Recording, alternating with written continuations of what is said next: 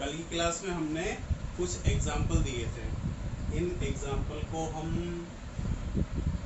Solve कर लेते हैं। आपने भी सोल्व किए होंगे, तो आप इनको अच्छे से देखना कि भाई आपका एग्जाम्पल सही है या गलत है। बात करें हम कि हमारे पास पहला एग्जाम्पल ये है। इस एग्जाम्पल में देखना कि हम देखें यहाँ पर सबसे पहले हम क्या करेंगे, लंबी कार्बन श्रृंखला का चयन करेंगे। अब लंबी कार्बन श्रृंखला में चाहे आप सीधे देखो या चाहे आप यहाँ से ऐसे देखो या फिर आप इसे यहाँ से ऐसे करके ऐसे देखो, हर परिस्थिति में हमारे पास 5 कार्बन की श्रृंखला है।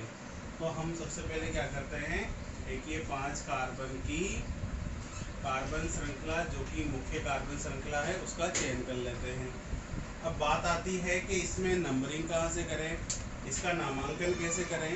तो यहाँ पर ध्यान से देखो कि इस सिरे से प्रतिस्थापी दूसरे कार्बन पर है या साइड चेन या पार्श्व श्रृंखला दूसरे कार्बन पर है और इस सिरे से प्रतिस्थापी तीसरे कार्बन पर उपस्थित है।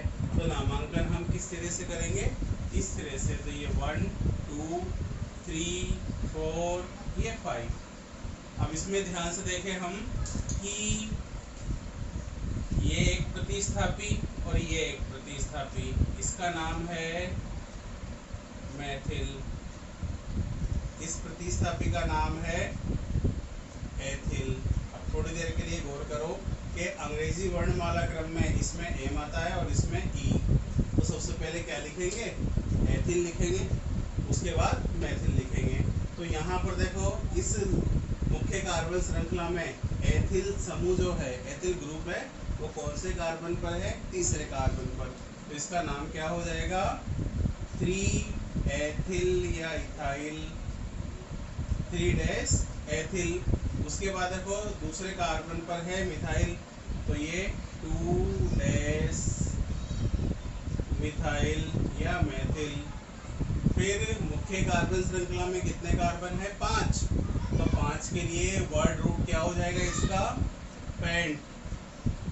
वर्ड रूट हो जाएगा इसका पेंट और सभी में एकल बंध है तो अनुलग्न क्या लगा दें, एन।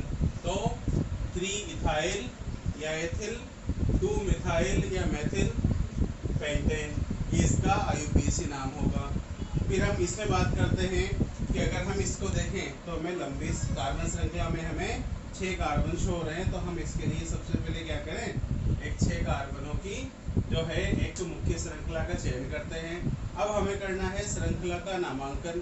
तो श्रृंखला का नामांकन हम कैसे करें, वही तरीका कि श्रृंखला का नामांकन उस सिरे से किया जाता है जिस सिरे से कोई भी प्रतिस्थापी नजदीक हो या न्यूनतम स्थिति पर उपस्थित हो।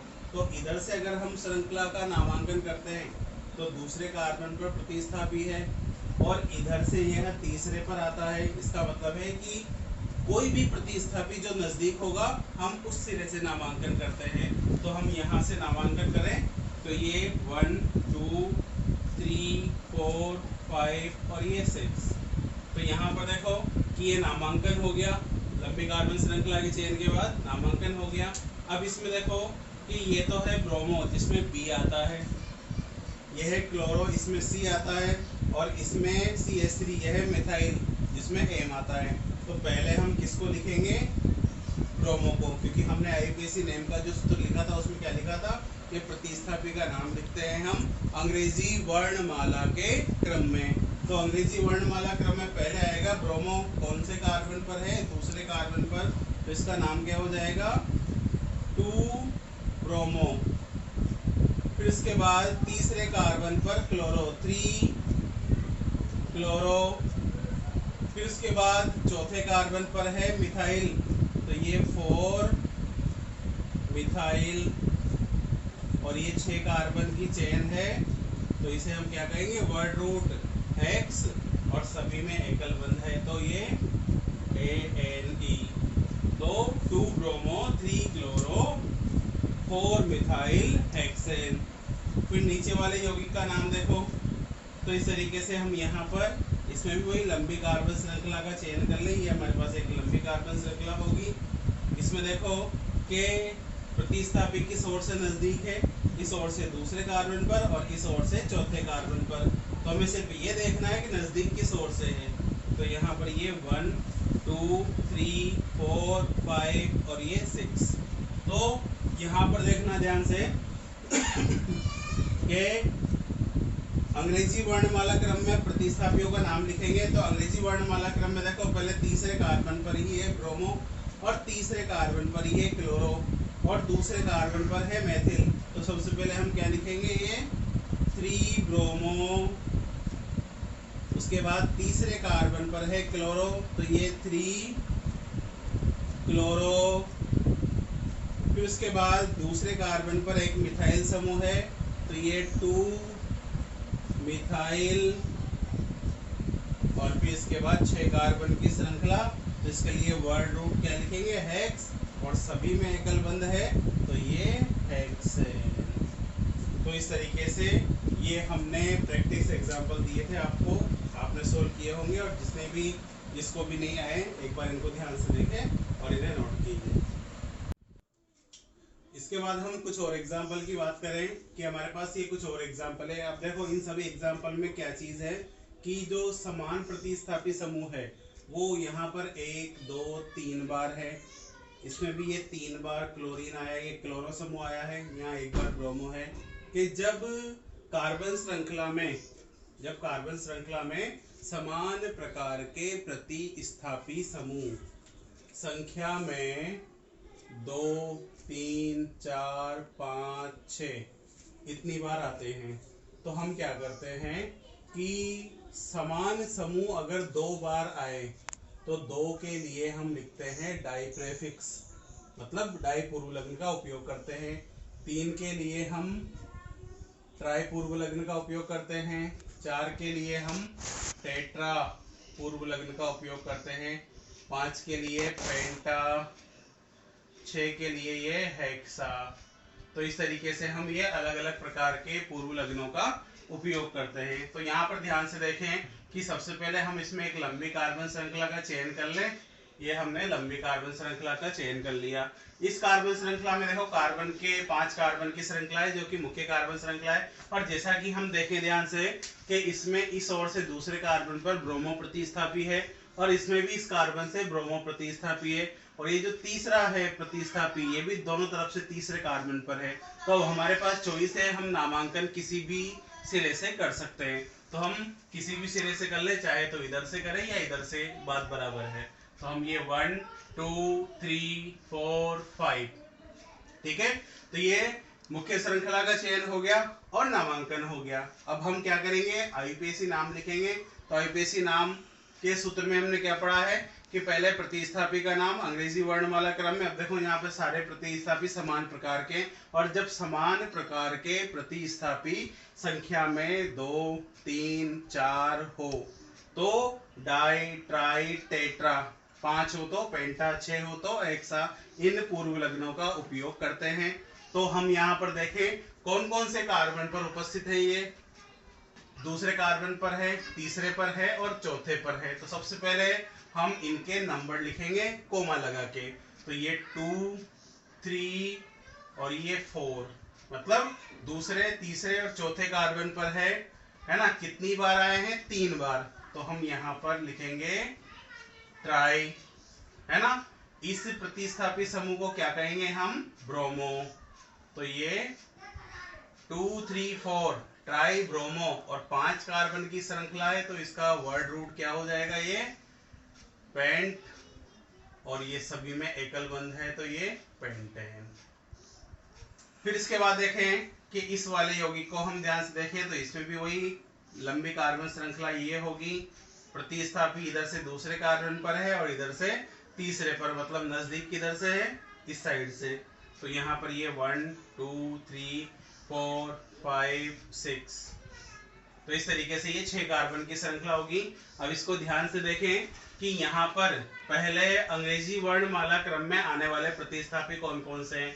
क्लोरो में आता है C और ब्रोमो में आता है B। तो इसका मतलब है कि इन तीनों क्लोरो से पहले हमें ब्रोमो को लिखना होगा। और यहाँ से ब्रोमो कौन से कार्बन पर है, चौथे कार्बन पर। तो इसका नाम क्या हो जाएगा, ये 4 ब्रोमो, इसका नाम क्या हो जाएगा 4 ब्रोमो। और फिर देखो यहाँ पर दूसरे और तीसरे कार्बन पर क्लोरो है तो ये 2, और तीसरे पर 2 बार है तो इसको हम यहाँ पर 2 बार लिखेंगे। तो यहाँ पर देखो 2 बार आया है इसलिए 2 3 3। इसके बाद कितनी बार आया है यहाँ पर 2 तो यहाँ पर है और 1 यहाँ पर, इसका मतलब है कि क्लोरो प्रतिस्थापित 3 बार आया है श्रृंखला में, इसलिए हम इसके लिए कौन सा पूर्व लग्न लगाएंगे ट्राई, है ना। और ये क्लोरो, ट्राई क्लोरो, और ये 6 कार्बन की श्रृंखला है तो ये हेक्स, वर्ड रूट आ जाएगा हेक्स, और सभी में एकल बंध है तो ये हेक्सेन। तो इस तरीके से इसका ये नाम हो जाएगा। फिर हम बात करें इसकी, तो यहाँ पर देखो कि ये लंबी कार्बन श्रृंखला में वही 5 कार्बन हम इसमें काउंट कर लेते हैं। इसमें देखो दोनों तरफ से वही दूसरे कार्बन पर प्रतिस्थापी है तो नंबरिंग किसी भी साइड से कर दे 1 2 3 4 5। अब इसमें गौर करके देखें कि मिथाइल जो प्रतिस्थापी है वो दूसरे तीसरे और चौथे कार्बन पर है तो ये देखना इसका नाम क्या हो जाएगा 2 3 4। मिथाइल समूह कितनी बार आया है 3 बार, तो ये ट्राई पूर्व लग्न का उपयोग करेंगे तो ट्राई मिथाइल, ट्राई मिथाइल, और ये 5 कार्बन की श्रृंखला है तो पेंट, और सभी में एकल बंध है तो ये पेंटेन। तो इस तरीके से हम इनके ये नाम लिख सकते हैं। इन एग्जाम्पल को नोट करो, आगे और एग्जाम्पल देखते हैं। इसके बाद हम देखें और एग्जाम्पल के बारे में बात करें तो और एग्जाम्पल जो हमारे पास है कि हम इनका नाम देखो कैसे लिख सकते हैं। वही सबसे पहले हमें क्या करना है कि एक मुख्य कार्बन श्रृंखला का चयन करना है।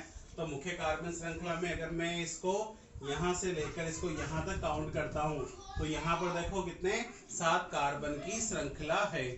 कितने कार्बन की श्रृंखला है 7 कार्बन की श्रृंखला है।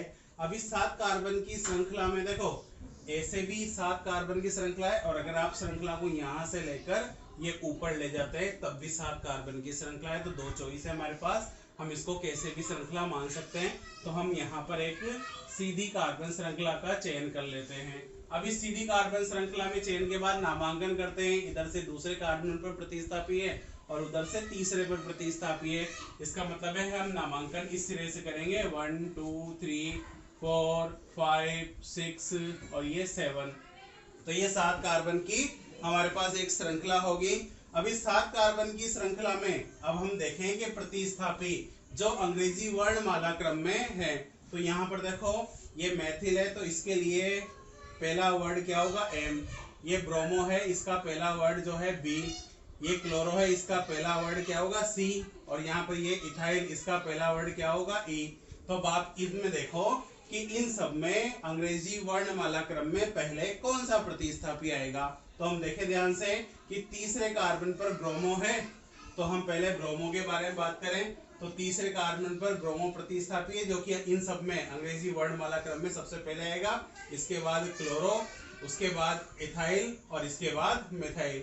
तो यहाँ पर ये इसका नाम क्या हो जाएगा तीसरे कार्बन पर है ब्रोमो तो ये 3 ब्रोमो। फिर उसके बाद 4 क्लोरो। फिर इसके बाद जो है यहाँ पर 5वें कार्बन पर इथाइल तो ये 5 इथाइल, ये 5 इथाइल। इसके बाद देखो दूसरे कार्बन पर मिथाइल, ये मिथाइल। और फिर 7 कार्बन की चेन है तो इसे हम क्या लिखेंगे हेप्ट, और सब में एकल बंध है तो अनुलग्न क्या हो जाएगा इसका एन, हेप्टेन। तो इस तरीके से हम इसका आईपीएसी नाम लिख देंगे। तो सबसे पहले कार्बन पर क्या सबसे पहले कौन है ब्रोमो अंग्रेजी वर्णमाला क्रम में तो 3 ब्रोमो 4 क्लोरो 5 इथाइल 2 मिथाइल और ये हेप्टेन। तो इस तरीके से हम इसका यहाँ पर नाम लिख सकते हैं। इसके बाद हम बात करें कि हमारे पास एक और एग्जाम्पल यहाँ पर नीचे दे रखा है तो इस एग्जाम्पल को भी हम देखो सॉल्व कर लेते हैं। कि इस एग्जाम्पल में देखो कि मैं इधर से काउंट करूं या इधर से काउंट करूं। सबसे पहले लंबी कार्बन श्रृंखला में तो ये हमारे पास ये 1 2 3 4 5 6 7 8 कार्बन की एक मुख्य कार्बन श्रृंखला होगी। और इसमें देखो इधर से भी दूसरे कार्बन पर प्रतिस्थापी है और इधर से भी दूसरे कार्बन पर प्रतिस्थापी है। तो हमने क्या कहा है कि जब प्रतिस्थापी को कार्बन श्रृंखला में समान वरीयता प्राप्त हो, तो इधर से भी दूसरा और इधर से भी दूसरा, तो हम याद है कि श्रृंखला का नामांकन अंग्रेजी वर्णमाला क्रम के आधार पर करते हैं। तो इसमें क्लोरो में आता है सी और इसमें यहाँ पर मिथाइल है तो मिथाइल में एम आता है। तो यहाँ पर क्लोरो का सी मिथाइल के एम से पहले आता है, इसलिए श्रृंखला का नामांकन जो है हम इस सिरे से करेंगे। तो ये 1 2 3 4 5 6 7 और ये 8। अब यहाँ पर देखो कि समान प्रकार के प्रतिस्थापी जो कि अंग्रेजी वर्णमाला क्रम में आए हैं, पहले हम उनको देख लेते हैं कि अंग्रेजी वर्णमाला क्रम में देखो ब्रोमो पहले आएगा क्योंकि इसका अंग्रेजी वर्णमाला का पहला अक्षर बी है। फिर उसके बाद क्लोरो है, उसके बाद मिथाइल है, तो सबसे पहले ब्रोमो आएगा। पहले हम ब्रोमो को लिखेंगे, फिर क्लोरो को लिखेंगे और फिर मिथाइल को लिखेंगे। तो इस तरीके से हम इसका IUPAC नाम लिखेंगे। तो इस एग्जाम्पल में देखें कि यहाँ पर देखो ब्रोमो पहले लिखेंगे हम, फिर क्लोरो बाद में लिखेंगे और फिर मेथिल बाद में लिखेंगे। तो यहाँ पर देखो ब्रोमो तीसरे और चौथे कार्बन पर है, 2 बार आया है, तो ये 3 और ये 4। अब ब्रोमो कितनी बार आया है? 2 बार। तो 2 के लिए हम कौन सा पूर्व लिंग लिखेंगे? डाई। तो ये डाई ब्रोमो। इसके बाद हम क्लोरो लिखेंगे, कौन कौन से कार्बन पर है? दूसरे और 5वें कार्बन पर है। तो ये यहाँ पे 2 5 कितनी बार आया है? 2 बार। तो ये डाई क्लोरो। फिर इसके बाद देखो मैथिल समूह 6ठे और 7वें कार्बन पर है, तो ये 6 और ये 7 और ये डैश 2 बार आया है। तो मिथाइल के पहले भी डाई लिखेंगे, तो ये डाई मिथाइल। फिर यहाँ पर देखो 6 का ये 8 कार्बन की श्रृंखला है, तो यहाँ पर 8 कार्बन की श्रृंखला है, तो ये 8 कार्बन की श्रृंखला के लिए ऑक्ट और सभी में एकल बंध है, तो अनुलग्न क्या लगाएंगे? एन। तो इस तरीके से 3 4 die bromo, 2 5 die chloro, 6 7 di methyl octane, ये इसका नाम होगा। तो आप इन दोनों एग्जाम्पल को भी नोट कीजिए।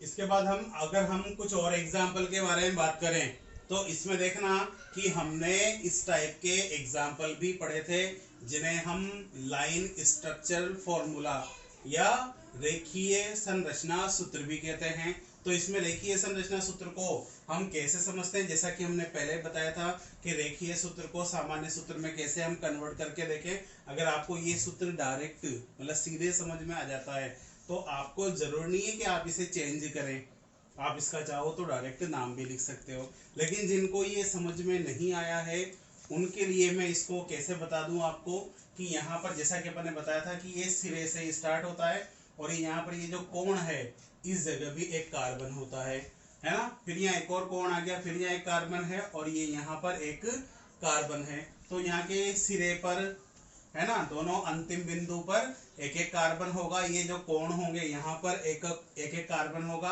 और एक ये यहाँ पर भी एक एक कार्बन होगा। तो इसको हम कैसे, इस श्रृंखला को हम कैसे चूज करते हैं कि हमने ये 1 कार्बन, फिर ये 2, ये 3 और ये यहाँ पर ये 4 कार्बन ले लिए। फिर देखो इससे एक कार्बन ये जुड़ा हुआ है और एक इससे ये कार्बन ये जुड़ा हुआ है। तो इस तरीके से देखना। अब इसके बाद हम इसके हाइड्रोजन की संख्या पूरी कर दें कि यहाँ पे कार्बन की संयोजकता 4 होती है, तो 1 पूरी हो रही है क्योंकि एक बंध बना रहा है, तो 3 पूरी करने के लिए 3 हाइड्रोजन लगा दो। यहाँ कार्बन के पास देखो 3 संयोजकता है, 1 पूरी करने के लिए 1 हाइड्रोजन लगा दो। फिर यहाँ पर भी जो है 1 हाइड्रोजन ऐड कर दो, यहाँ पर जो है 3 हाइड्रोजन ऐड कर दें, यहाँ पर भी ये 3 हाइड्रोजन ऐड कर दें और यहाँ पर भी ये 3 हाइड्रोजन ऐड कर दें। तो इसको अब हमने देखो बिल्कुल क्लियर समझ में आ रहा है। तो अब यहाँ पर ये इसकी एक लंबी कार्बन श्रृंखला जो है हमने इसको ये बना दिया। तो इसमें नामांकन कर दो और दूसरे और तीसरे कार्बन पर एक एक प्रतिस्थापी है मेथिल, तो इसका नाम लिख दो कि ये 2 3 डाई मेथिल और ये 4 कार्बन की श्रृंखला है, तो ये ब्यूट और सब में एकल बंध है, तो ये ब्यूटेन। फिर हम इस यौगिक की बात करें तो इस यौगिक में देखना एक कार्बन, ये दो। अब देखो इसमें एक कार्बन तो ये यहाँ जुड़ा हुआ है, एक कार्बन ये यहाँ जुड़ा हुआ है। फिर इसमें एक कार्बन ये, इससे फिर ये एक कार्बन, और ये इससे ये एक कार्बन। फिर इसके बाद एक कार्बन यहाँ पर, इससे फिर एक कार्बन जुड़ा हुआ है, और एक कार्बन ये यहाँ पर। अब इसमें वही हाइड्रोजन को पूरे कर दो। यहाँ 3 हाइड्रोजन लगाएंगे हम, यहाँ एक हाइड्रोजन, यहाँ पर कितने, क्योंकि 2 बंद हो रहे हैं तो 2 हाइड्रोजन की आवश्यकता है 4 संयोजकता पूर्ण करने के लिए। यहाँ पर 3 हाइड्रोजन की आवश्यकता होगी, यहाँ पर 1 हाइड्रोजन की, यहाँ पर 2 हाइड्रोजन की, यहाँ पर 3 हाइड्रोजन की, यहाँ पर 3 हाइड्रोजन की, यहाँ पर जो है 1 हाइड्रोजन की, और यहाँ पर ये 3 हाइड्रोजन की। तो सबसे पहले हम क्या देखें, लंबी कार्बन श्रृंखला का चयन करें। तो यहाँ से देखो, अगर मैं इसको 1 2 3 4 5 ऐसे काउंट करता हूँ तो 5 कार्बन है, लेकिन और भी कोई संभावना है इसमें। तो यहाँ से हम काउंट करें 1 2 3 4 5 6, ऐसे भी 6 कार्बन है हमारे पास। लेकिन अगर मैं इसको 1 2 3 4 5 6 ऐसे लेता हूँ तब भी 6 कार्बन आते हैं इसमें। तो यहाँ पर देखना कि हमारे पास इसमें 2 अलग अलग चॉइस है, लेकिन अगर मैं इस श्रृंखला को ऐसे करके यहाँ तक काउंट करता हूँ तो यहाँ पर कितने, लंबी कार्बन श्रृंखला में 6 कार्बन तो हो जाएंगे, लेकिन प्रतिस्थापी कितने हो जाएंगे, 2। लेकिन अगर मैं इस श्रृंखला को यहाँ से लेकर इसको यहाँ तक, मतलब यहाँ से स्टार्ट करके इस कार्बन पे एंड करता हूँ, तो यहाँ पर हमारे पास 1 2 और 3 प्रतिस्थापी होंगे। और जैसा कि अपन ने पहले बताया था कि वह कार्बन श्रृंखला मुख्य कार्बन श्रृंखला होगी जिसमें प्रतिस्थापियों की संख्या अधिक हो। तो हमने ये मुख्य कार्बन श्रृंखला में हम इसको शामिल कर लेते हैं, ये यहाँ से लेकर इसको, ये यहाँ से लेकर ये मुख्य कार्बन श्रृंखला में ये हम इसको शामिल कर लेते हैं। अब इसमें देखो कि प्रतिस्थापी इधर से काउंट करने पर दूसरे कार्बन पर आता है और इधर से काउंट करने पर तीसरे कार्बन पर आता है। इसका मतलब है कि नामांकन हम इस सिरे से करेंगे। तो यहाँ पर ये देखो 1 2 3 4 5 और ये 6, ये यहाँ पर 6 कार्बन की श्रृंखला है। और इस 6 कार्बन की श्रृंखला में जो है यहाँ पर प्रतिस्थापी कौन कौन से होंगे, दूसरे कार्बन पर मेथिल है, तीसरे कार्बन पर एथिल है, और चौथे कार्बन पर भी मेथिल है। तो मेथिल समूह जो है 2 बार आया है, कौन कौन से कार्बन पर, एक तो दूसरे कार्बन पर और एक चौथे कार्बन पर। लेकिन तीसरे कार्बन पर एक एथिल समूह है CH2, ये CH2 CH3 एथिल समूह है, और एथिल में आता है E और मेथिल में आता है M। तो सबसे पहले हम एथिल वाला लिखेंगे, तो इसका मतलब है तीसरे कार्बन पर एथिल है तो ये 3 एथिल, ये होगा 3 एथिल। फिर दूसरे और चौथे कार्बन पर मेथिल है तो ये 2 4, कितनी बार आया है, 2 बार, तो ये डाई मिथाइल है ना। और इसके 6 कार्बन की श्रृंखला है, तो 6 कार्बन की श्रृंखला है तो इसका जो है वर्ड रूट क्या हो जाएगा, हेक्स, और सभी में एकल बंध है तो अनुलग्न एन जोड़ देंगे तो ये हेक्सेन। तो इस तरीके से हम ये इस प्रकार के यौगिक को, अगर आप चाहो तो ऐसे कन्वर्ट किए बिना अगर आपको डायरेक्ट समझ में आता है तो आप डायरेक्ट भी लिख सकते हो, क्योंकि हमने पहले इस प्रकार के सूत्रों से जो रेखीय सूत्र बनाना जो है हमने पहले सीख लिया था। अगर आपको इनमें कोई डाउट है तो ये टॉपिक जो हमने पढ़ाया था उस वीडियो को दोबारा देखें, ताकि आपको इन सूत्रों से इस प्रकार के सूत्र बनाने में आसानी रहे, आप उनको समझ सको आसानी से। फिर इसके बाद हम बात करें, अगला एग्जाम्पल है हमारे पास ये। अब देखो दिखने में तो ये एक स्वास्तिक जैसा चिन्ह है, लेकिन यहाँ पर ये एक प्रकार का कार्बनिक यौगिक है। और इसको हम कैसे, जैसा कि हमने बताया कि यहाँ पर जो सिरे होते हैं वो हर एक सिरा एक एक कार्बन को दर्शाता है, और ये जो एंगल है यहाँ से ये जो कोण बनता है ये भी एक कार्बन को दर्शाता है। तो इसको हम कैसे समझेंगे, देखो 1 2 3, ये यहाँ पर 4, ये यहाँ पर ये 4, ये यहाँ पर 5, ये यहाँ 6, ये इस तरीके से ये कार्बन यहाँ और एक ये कार्बन यहाँ। अब यहाँ पर देखो सभी कार्बन की जो है 4 संयोजकता पूर्ण कर दो हाइड्रोजन से, तो यहाँ पर ये 3 हाइड्रोजन लगा दो, यहाँ 2 हाइड्रोजन, क्योंकि यहाँ 2 बंध बन रहे हैं तो 2 संयोजकता पूर्ण करने के लिए 2 हाइड्रोजन। यहाँ पर देखो एक कार्बन 4 बंध बना रहा है, इसका मतलब है कि इसकी 4 संयोजकता पूर्ण हो चुकी है, यहाँ पर कोई हाइड्रोजन की आवश्यकता नहीं है। यहाँ पर 2 हाइड्रोजन की, यहाँ पर 3 हाइड्रोजन की, यहाँ पर 2, यहाँ पर 3, यहाँ पर ये 2 हाइड्रोजन और यहाँ पर ये 3 हाइड्रोजन। तो इस तरीके से देखो ये यौगिक बनता है। अब इसमें आप कैसे भी काउंट करो आपको 5 कार्बन की श्रृंखला प्राप्त होगी।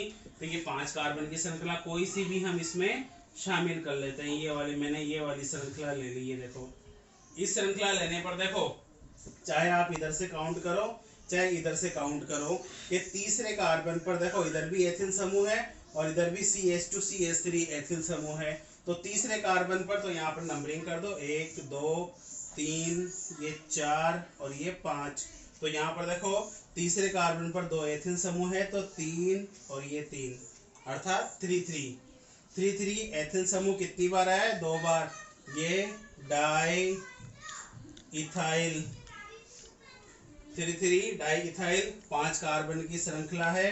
तो ये यहाँ पर पेंट और सभी में एकल बंध है तो ये पेंटेन। तो इस तरीके से हम यहाँ पर इसका IUPAC नाम लिख सकते हैं। इसे भी नोट कीजिए आप। अब देखो ये मैंने आपको कुछ प्रैक्टिस एग्जाम्पल दे रखे हैं।